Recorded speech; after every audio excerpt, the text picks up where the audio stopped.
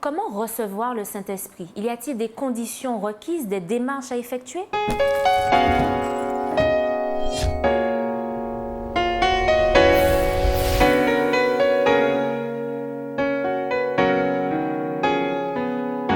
Bienvenue, chers amis, dans votre émission Autrement dit. C'est un plaisir pour moi de vous retrouver afin de poursuivre nos échanges sur la thématique du trimestre, du premier trimestre de l'année 2017, le Saint-Esprit. Alors, j'ai le plaisir d'accueillir sur le plateau Samuel Famant et Patrick Luciat qui se feront un plaisir de répondre à nos questions aujourd'hui. Alors, Jean-Baptiste, dans les évangiles, nous dit qu'il baptise d'eau, mais que Jésus baptisera du Saint-Esprit. Alors, on lit cette déclaration dans tous les évangiles, Matthieu, Marc, Luc, Jean. Alors, je peux citer Matthieu 3 au verset 11, que vous pouvez lire chez vous. « Moi, je vous baptise d'eau pour vous amener à la repentance, mais Jésus baptisera du Saint-Esprit et de feu. » Alors, il y a donc un baptême du Saint-Esprit? S'il fallait se limiter au baptême d'eau, je crois que la démarche biblique ne serait pas complète. Le baptême d'eau revêt un symbolisme très fort, celui de la mort, de la résurrection. Je crois que c'est incontournable d'avoir cette expérience autant que faire se peut. Mais le baptême d'esprit est tout aussi incontournable parce qu'il s'agit de faire une expérience de régénération. Et je crois que dans le prolongement des versets que tu as cités, il y a ce que Jésus disait à un certain Nicodème lorsqu'il lui disait que l'homme qui veut voir le royaume de Dieu doit naître d'eau et d'esprit. Donc, à la fois le symbolisme du tombeau liquide qu'est l'eau, mais aussi la régénération de l'esprit. Et ce baptême de l'esprit, lorsqu'on est baptisé d'eau, on est plongé dans l'eau. Ce baptême de l'esprit signifie qu'on est aussi rempli de cet esprit. On reçoit cet esprit de Dieu, cet esprit saint. Est-ce que c'est simultané, justement, le baptême d'eau et d'esprit? Alors, les deux, c'est peut-être bizarre ce que je veux dire pour certains, mais je ne peux pas arriver à demander à Dieu de m'accepter dans cette démarche et de demander à être baptisé de mon propre chef, comme si une intelligence supérieure m'aurait guidé, m'aurait éclairé. Je crois que cette démarche, au départ, elle est initiée par le Saint-Esprit. C'est le Saint-Esprit qui va m'éclairer et me conduire sur le chemin de la repentance. Et justement, ce même esprit-là est toujours présent lorsque je reçois le baptême d'eau.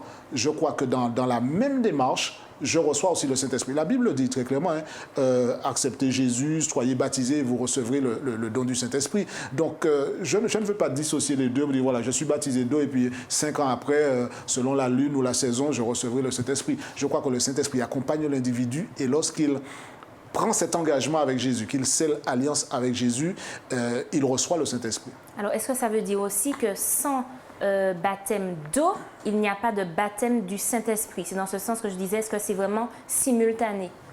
Oui. Dans le sens où le baptême d'eau, c'est le baptême justement qui traduit la repentance. Il ne peut pas y avoir baptême de l'esprit, c'est-à-dire que l'Esprit de Dieu ne peut pas venir demeurer dans ma vie, dans mon cœur, si je n'ai pas fait acte de repentance. Et la repentance, comme le disait d'une certaine manière Patrick, c'est un don de Dieu. C'est l'Esprit de Dieu qui m'a parlé et qui fait qu'il a touché mon cœur et qui va me pousser justement à accepter ce don de la repentance que Dieu me fait. Et donc, pour répondre très clairement à ta question, c'est l'une des premières conditions pour pouvoir bénéficier de l'Esprit et donc du baptême de l'Esprit. Donc, il faut se repentir. À telle enseigne que lorsque les apôtres ont reçu dans le livre des Actes, nous lisons ce passage au chapitre 2, ont reçu l'effusion de l'Esprit le jour de la Pentecôte et qu'ils ont commencé après, en tout cas Pierre a commencé à prêcher, et bien quand ceux qui les écoutaient ont été touchés par le message, ils ont demandé qu'est-ce qu'on va faire, et Pierre a répondu, eh bien qu'il vous faut vous faire baptiser et seulement après, donc que vous vous repentiez et que vous soyez baptisés, et à ce moment-là, vous recevrez le Saint-Esprit. Mais il n'y a pas, comme le disait Patrick, à juste titre, il ne faut pas voir une espèce de chronologie. Il y a la repentance, et puis il faudra attendre un certain temps, parce qu'on n'est pas encore prêt pour recevoir l'Esprit. Lorsqu'on se repent, justement, c'est parce que l'Esprit de Dieu, on l'a accepté Et donc, on avance avec lui. Et il y a tout un... parce que ce n'est pas fini, et je suppose que tu vas poser une question, il y a tout un travail qui va se faire tout au long d'une vie. Alors, par rapport à ce que vous dites, est-ce qu'il y a dans cette démarche, ce processus qui est aussi un acte de maturité aussi, de maturité spirituelle, est-ce qu'il y a un âge justement propice à cette repentance, à cette acceptation de Jésus-Christ et donc à ce baptême d'eau et d'esprit? Non. Cependant, il faut clarifier. Alors, juste avant, il faut préciser sur ce que nous disions il y a quelques secondes, le baptême d'eau est un préalable puisqu'il symbolise la repentance. J'espère que nos amis comprennent bien qu'il y a certaines personnes qui ne pourront pas techniquement avoir le baptême d'eau. Ils ne seront pas frustrés pour autant de cette démarche de l'esprit que Dieu accordera à un individu, même s'il ne peut pas techniquement vivre cette expérience. Alors, quand tu dis techniquement, ça veut dire... Il y a des personnes qui ne pourront pas entrer dans l'eau. D'accord, qui sont le larron, celui-là qu'on n'a pas pu être baptisé, ou des gens qui sont handicapés. Peut-être parmi nos auditeurs, il y a de ceux qui se disent, mais je ne pourrai jamais être baptisé de par ma condition médicale, etc. Est-ce que ça veut dire que je suis recalé d'office pour cette expérience avec le Saint-Esprit? Alors, il peut se passer un baptême peut-être autre que l'immersion. Peut-être qu'il y a d'autres façons. Il y a le baptême par aspersion. Enfin, il me semble d'autres méthodes. Il faut rester biblique. Alors, il faut rester biblique parce que le seul baptême biblique, dans sa forme en tout cas, surtout par rapport à la valeur du symbolisme qu'il véhicule, c'est le baptême par immersion, celui que Jésus a reçu. Toute autre forme de baptême serait pas du tout compatible avec la vision biblique. Mais il ne faut pas oublier que ce baptême-là, c'est le baptême de la repentance. Donc l'individu qui ne peut pas entrer dans l'eau pour des raisons médicales ou autres, il est quand même en mesure de vivre l'expérience de la repentance. Et Dieu lui accorde ce crédit-là, même s'il n'est pas entré dans l'eau. Il ne faut pas oublier qu'entrer dans l'eau, c'est un symbole, c'est une démarche. Lorsqu'on est baptisé, c'est quelque chose de très fort. Mais ce n'est pas l'eau en elle-même qui a une vertu magique. Voilà. Alors pour revenir à la question de l'âge, il n'y a pas d'âge. La Bible ne dit à aucun endroit qu'il faut avoir tel âge pour pouvoir être baptisé. Mais cependant, Jésus lui-même, Jésus a été baptisé à une trentaine d'années, mais il ne faut pas oublier que c'est une démarche de repentance. On ne peut pas concevoir qu'un individu qui ne soit pas en mesure de faire une introspection, de faire une démarche personnelle, d'examen de conscience, puisse s'engager dans un baptême biblique. Et c'est pourquoi, sans donner un âge, on pourrait dire qu'il faut que la personne soit en mesure de raisonner, soit en mesure de faire la différence entre le bien et le mal sous l'éclairage du Saint-Esprit. Et c'est pourquoi dans les communautés chrétiennes qui s'appliquent à rester fidèles au message biblique et à suivre l'exemple de Jésus, on ne baptisera pas, par exemple, des enfants qui ne sont pas en mesure de faire cette démarche-là, que Dieu connaît, que Dieu accepte comme des individus bien réels, mais qui ne sont pas en mesure de faire cette expérience de repentance. Ils ne sont même pas conscients encore de la réalité du monde dans lequel ils vivent, en tout cas dans les aspects moraux, bien ou mal, etc. Donc, il n'y a pas d'âge. Il faut simplement avoir l'âge de pouvoir raisonner et de pouvoir faire une expérience authentique de repentance. Peut-être que certaines personnes, effectivement, qui nous regardent, ne peuvent pas, comme tu dis, techniquement se faire baptiser. Est-ce que plus généralement, on ne peut pas être sauvé si on ne passe pas par les eaux du baptême, très concrètement? Alors, la Bible dit dans Marc 16, verset 16, « Celui qui croira et qui sera baptisé sera sauvé ». Par conséquent, la démarche d'accepter le salut gratuit de Dieu va se manifester concrètement dans la vie de l'individu à travers l'expérience du baptême. J'accepte, je vis l'expérience de la repentance, j'accepte le salut gratuit et je le démontre de cette manière. Toutes les fois où ce sera possible, eh bien, ça rentrera dans le schéma divin.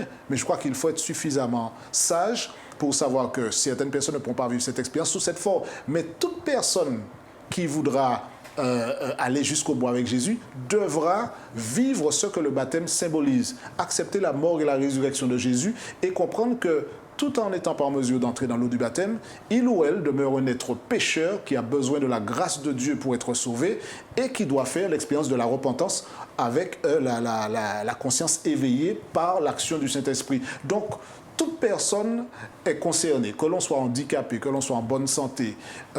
Tout individu doit faire l'expérience de la repentance et c'est le Saint-Esprit qui nous permet d'aller dans cette direction.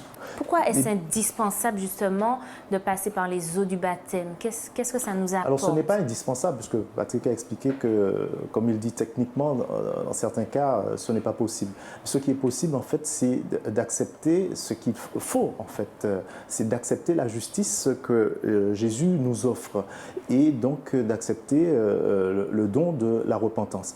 Et lorsque l'on a l'Esprit de Dieu qui est en nous, eh bien à ce moment-là, ce qu'on faisait avant, on ne le fait plus. On est dans une dynamique qui est une dynamique spirituelle qui va nous faire croître.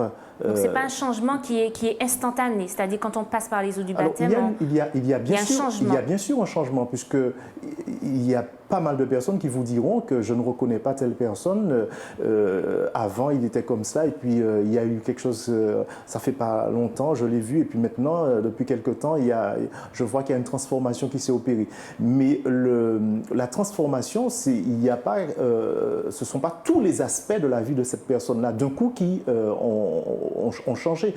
Le fait de marcher avec Jésus, d'ailleurs, on voit bien le côté dynamique, la marche, fait qu'on va croître spirituellement. L'Esprit de Dieu en nous, l'action de l'Esprit de Dieu va nous permettre de croître spirituellement. On va gravir, comme on dit, des échelons. On va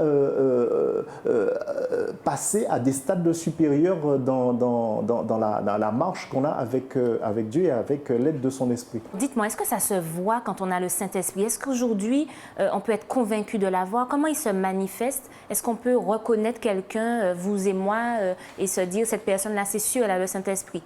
Alors, il ne nous appartient pas de jouer aux espions ou aux devins pour déterminer qui n'a pas, etc. Cependant, bien sûr qu'il vaut mieux que ça se voie. Le Saint-Esprit présent dans un individu amène cet individu à vivre une transformation. Samuel faisait allusion, me semble-t-il, tout à l'heure au passage de 2 Corinthiens 5, 17. Toute personne qui est en Christ est une nouvelle création. Alors souvent on dit nouvelle créature. L'individu est devenu non pas quelqu'un d'autre dans sa race, dans son âge ou dans son nom de famille. Il n'y a aucune vertu dans l'eau du baptême qu'il a vu plonger, pas du tout. Mais c'est cette régénération spirituelle qui va donner un témoignage différent. Le changement a commencé, d'accord? Et ce changement-là... C'est le point de départ, simplement. Ça veut dire qu'il fait une expérience avec l'Esprit qui l'amène sur une trajectoire. Et il va inaugurer, si vous voulez, cette trajectoire-là aux yeux du monde entier par le baptême qui est un acte public pour dire, voilà, eh bien, je choisis d'enterrer ma vie passée et d'être une nouvelle création en Jésus. Et les autres qui le verront vivre verront l'action du Saint-Esprit sur une personne qui est en train de vivre une transformation. Alors, ce changement-là va se produire pendant toute sa vie. C'est-à-dire que plus il avance, plus il va ressembler à Jésus. Ce n'est pas un coup de baguette magique qui fait que l'individu, même sans le vouloir, se retrouve malgré lui transformé comme par un coup de baguette d'une fée dans un conte. Ce n'est pas comme ça que ça se passe.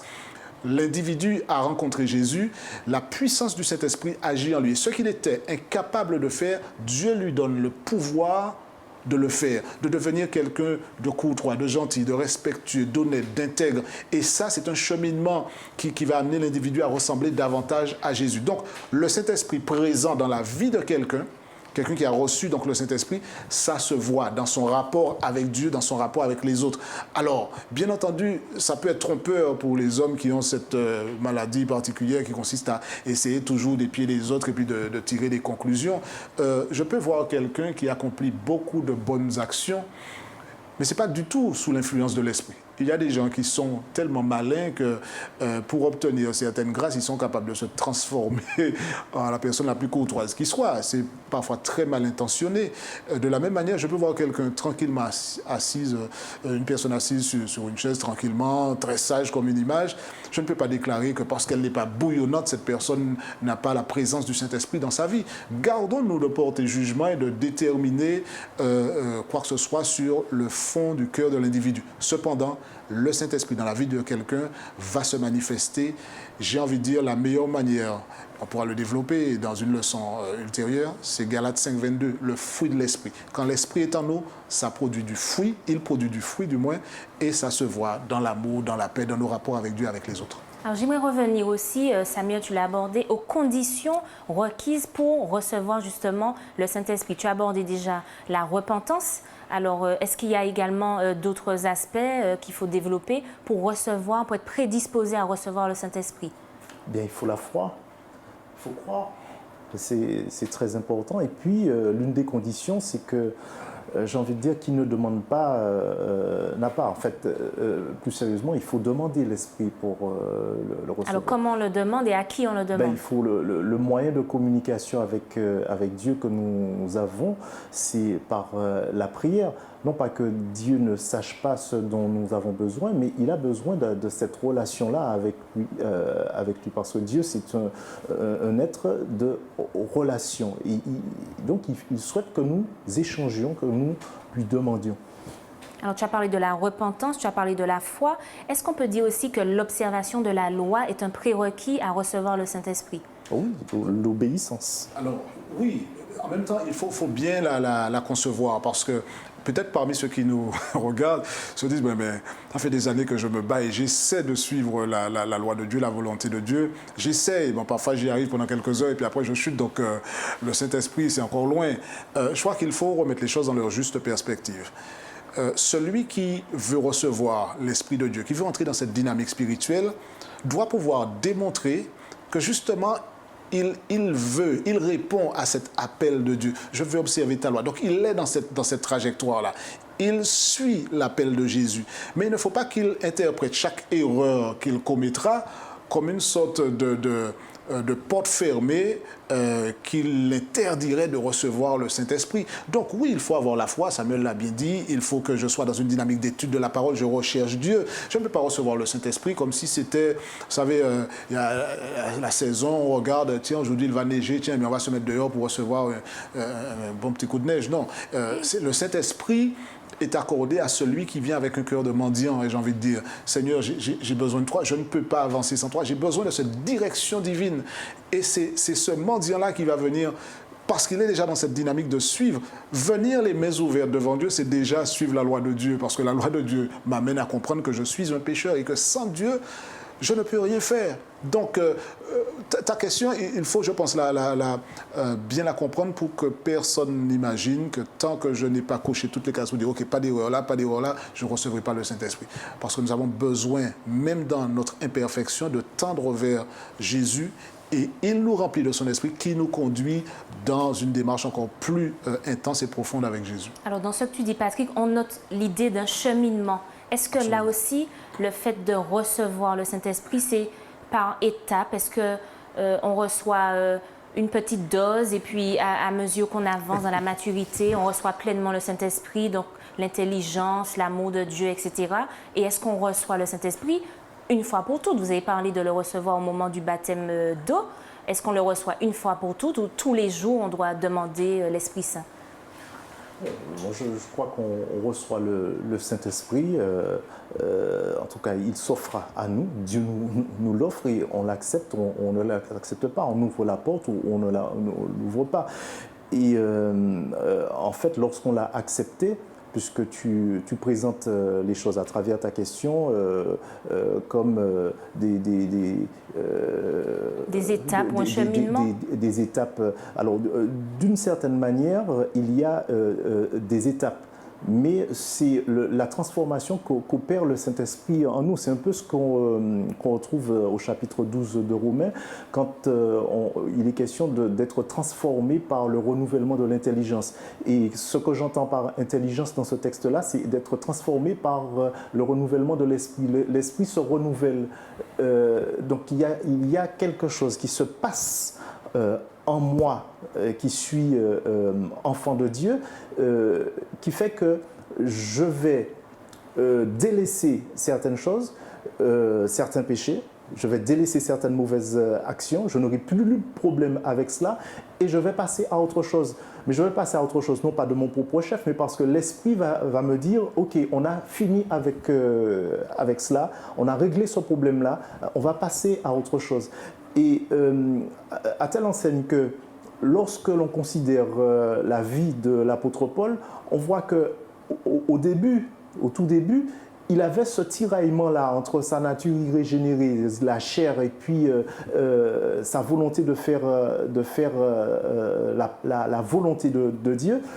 Et après, c'est ce même apôtre Paul-là qui dira j'ai combattu le bon combat, j'ai achevé la course, désormais... Donc il a grandi spirituellement. Oui, il a grandi spirituellement. Ce n'est pas une prétention mal placée, c'est parce que vraiment l'Esprit l'a guidé tout au long de son parcours spirituel pour en faire de lui un homme qui a vraiment une stature spirituelle extraordinaire. Alors est-ce que ça veut dire que ce qui peut justement entraver l'action du Saint-Esprit en nous, c'est finalement nous-mêmes, c'est la chair, si je comprends bien? Absolument. absolument. Je crois que Samuel faisait référence précédemment à cette dualité-là, hein, vivre selon la chair ou vivre selon l'esprit. Et nous sommes appelés à vivre selon l'esprit. Cependant, je crois qu'il convient d'ajouter au moins deux choses. La première, c'est qu'il nous faut être remplis du Saint-Esprit. Que le moi disparaisse, parce que nous sommes le pire ennemi de nous-mêmes, parce que nous sommes remplis de toutes sortes de pulsions malsaines, le péché est en nous, et seule la régénération du Saint-Esprit peut nous conduire sur la bonne voie. Donc il nous faut chaque jour demander à Dieu de nous remplir du Saint-Esprit, mais pas d'une manière, j'ai envie de dire... vous savez, il y a certaines personnes qui considèrent que c'est au kilo, quoi. C'est comme si c'était un marché de poissons. Donc aujourd'hui, il a pu prendre 2 kilos. Non, c'est pas une question de combien de kilos j'ai reçu. Je crois que c'est plus une question d'être rempli. C'est-à-dire que mon être tout entier est soumis à l'action de l'esprit. Parfois, on joue au chat et à la souris avec Dieu. C'est-à-dire, on dit, Seigneur, ok, je ne vais pas faire de bêtises, je ne vais pas tuer qui que ce soit, je ne vais pas violer qui que ce soit. Donc, c'est bon, on est spirituellement sur les rails. Mais est-ce qu'on a soumis vraiment tous les aspects de notre être? Être rempli, pour moi, ce n'est pas mesurable au mètre ou au kilo. C'est une démarche de soumission totale. Et parfois, on veut bien laisser entrer le Seigneur dans la salle à manger, dans la cuisine, bon, après une négociation, et puis surtout pas dans les chambres. Je crois qu'il faut pouvoir permettre à Christ de prendre, à travers l'Esprit, possession de notre être tout entier. Et là, nous serons dans cette démarche d'être remplis de l'Esprit. Et c'est ça qui, pour reprendre un petit peu la logique de Samuel, qui fait qu'on grandit, on se développe avec Christ. On est dans une croissance spirituelle qui nous permet de ressembler chaque jour à Jésus. On peut être rempli du Saint-Esprit en prenant l'image de la bouteille avec 95 centilitres de soi-même et 5 centilitres du Saint-Esprit. Il faut qu'il reste un peu de nous-mêmes parce qu'on a quand même... Et en réalité, on est rempli de soi-même. En fait, ce qu'il faut... Oui, mais le moi n'est pas forcément négatif. C'est-à-dire que chaque être est quand même une personne à part entière avec une intelligence, des désirs, des sentiments. Quand on est rempli de soi-même, il y a quand même un problème. Quand on est rempli de soi-même, il y a un problème. Donc c'est justement, il faut se vider de soi-même, en tout cas laisser l'Esprit de Dieu nous vider complètement. Des choses négatives de nous-mêmes. Soumettre notre volonté. Donc c'est un acte volontaire, c'est un acte de l'intelligence, c'est un acte intelligent. Soumettre notre volonté à la volonté de Dieu, à la volonté de son Esprit. J'ajouterais à cela que, en fait, tu dis quelque chose de très, très pertinent. Quand j'accepte Jésus, quand j'accepte d'être sous la direction de l'Esprit, est-ce que finalement il ne faut pas garder un peu de moi? Alors le moi dans le sens je suis au contrôle, ça je pense qu'il faut se débarrasser de cette dynamique-là. Paul dit bien, et je crois qu'il nous faut embrasser cette philosophie-là, cette déclaration, si je vis, ce n'est plus moi qui vis, c'est Christ qui vit en moi. Le moi dans le sens ma personnalité telle que Dieu m'a créée. Ma singularité. Voilà, je suis rempli de l'esprit, je demeure celui qui est pétri du sens de l'humour, ou bien qui aime jouer au football ou je ne sais trop quoi. Donc ce n'est pas parce que je suis rempli de l'esprit qu'il n'y a plus rien, on ne me reconnaîtra pas, je suis robotisé, etc. Je demeure l'individu que Dieu a créé avec ses personnalités, ses caractéristiques particulières, sauf que l'Esprit de Dieu, en me transformant, me débarrassera justement de tout ce qui est le moi dans son aspect négatif, c'est-à-dire cet orgueil qui m'empoisonne, ce manque de courtoisie, cet esprit de colère, de destruction, de vengeance, ou tout ce qui n'est pas selon l'Esprit, ça doit disparaître. Le Saint-Esprit peut-il être donné à quelqu'un qui ne croit pas en Dieu, qui ne fait pas sa volonté? Non, c'est impossible. Mais pourtant, c'est cette personne qui aurait besoin du Saint-Esprit, qui aurait besoin de Dieu. Non, le Saint-Esprit ne peut pas être donné contre le gré, si c'est bien ce que tu dis, d'une personne. Puisque pour pouvoir recevoir l'Esprit, il faut faire acte de repentance, il faut accepter le don de la repentance. Donc quelqu'un qui ne reconnaît pas la divinité de Dieu et ne lui accorde pas la seigneurie sur sa personne, eh bien cette personne-là, manifestement, ne peut pas recevoir l'Esprit de Dieu parce qu'elle est en conflit justement avec Dieu. Alors c'est compliqué parce qu'on a besoin de l'Esprit pour être transformé. Et si on n'est pas transformé, on ne reçoit pas l'Esprit. Peut-être que dans ta question, il faut distinguer deux choses. Ce que Samuel évoquait, c'est-à-dire l'individu qui tourne le doigt à Dieu, c'est-à-dire qui dit ah non, pour moi, j'ai entendu parler de Dieu, mais pour moi, il n'existe pas, etc. C'est-à-dire qu'il est dans une démarche d'opposition. Et puis l'individu qui ne sait pas, qui est dans une démarche où il croit certaines choses, il n'est pas éclairé, là, l'Esprit de Dieu travaille, et même avec l'individu qui refuse, il y a une différence entre être rempli de l'Esprit, recevoir cette effusion de l'Esprit, et puis avoir sa conscience interpellée par l'Esprit. Je crois que l'Esprit de Dieu interpelle tout homme. Certains, malheureusement, ferment la porte, comme tu disais, ne veulent pas entendre, mais l'Esprit de Dieu va interpeller justement celui qui pense que Dieu c'est juste un mythe ou autre chose. Il va parler à sa conscience, il va peut-être créer des circonstances qui vont l'amener par un déclic quelconque à réaliser que Dieu est bien réel et qu'il l'appelle. Et on a vu des personnes qui sont passées de l'athéisme au christianisme, on a vu des personnes qui avaient tourné le dos à Dieu, et l'Esprit les a interpellés, a éveillé leur conscience et les a amenés sur le chemin d'une relation avec Dieu. Donc, il ne s'agit pas de dire seuls ceux qui ont déjà une relation avec Dieu peuvent recevoir le Saint-Esprit. Et tous les autres qui, malheureusement, ont grandi dans un foyer athée, etc., malheureusement, manque de chance pour vous, ce ne sera pas pour aujourd'hui. Non, je crois que tout individu est interpellé par l'Esprit, mais recevoir, comme Samuel l'a dit, recevoir le Saint-Esprit est une démarche que l'on fait lorsqu'on a déjà accepté de vivre la repentance et puis d'ouvrir son cœur pour recevoir cette effusion. Ouvrons donc nos cœurs à Dieu et recevons donc le Saint-Esprit. Belle conclusion. Merci à vous pour cet échange. Merci, chers amis, de nous avoir suivis. Rendez-vous à la prochaine émission d'Autrement dit.